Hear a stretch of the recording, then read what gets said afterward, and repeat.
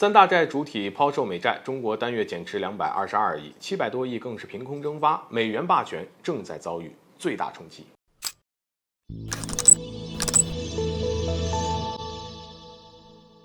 各位好，欢迎来到赵特产观察室。近日，美国财政部门公布了一份数据美债最大的3个海外债主正在疯狂的抛售美债，这也引起了美国国内的恐慌。按照美国财政部的说法，中国仅仅1个月抛售美债呢就达到了222亿，而英国则是141亿，美国的另一个盟友日本更狠，达到了304亿，总共算起来1个月的时间，700多亿的美债凭空蒸发。别说美国现在本就陷入了巨大的经济危机，就算是美国经济最繁荣的时代，也无法承受这么大的损失。美国内部呢高度恐慌也就不意外了。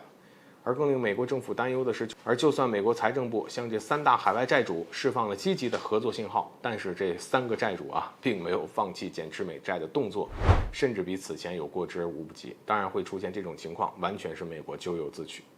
因为美联储自从去年开始就不断的加息，让美债价值受到了巨大的影响。要知道，如今美债的规模已经超过了31万亿美元，远远高出了美国整年 GDP 的总量。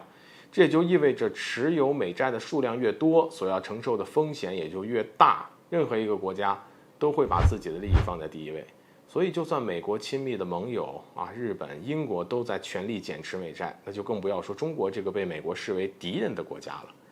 其次，美国近些年来不断拱火地区战争以及冲突，并以此收割其他国家财富的动作，引起了全世界的不满，也让美国在国际上的口碑和信誉度跌至了谷底。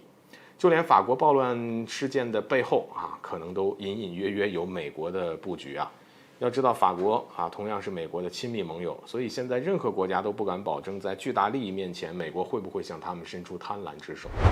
那么各国也就只能走上去美元化的道路尽管把美债抛售出去，至少不会到最后赔得血本无归。比如美国就完全不遵守自由贸易的规则，在俄乌冲突爆发之后，强行没收了俄罗斯的海外资产。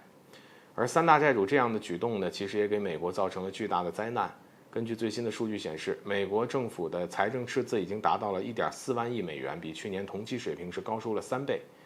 会出现这种局面，可不仅仅只是用经济不景气来解释，与各国大力减持美债也是分不开关系的。有分析人士说虽然让全球彻底摆脱美元霸权不是一朝一夕就能完成的事儿，但是随着越来越多的国家大力的去抛售美债，并且想要用本国货币来取代美元结算体系，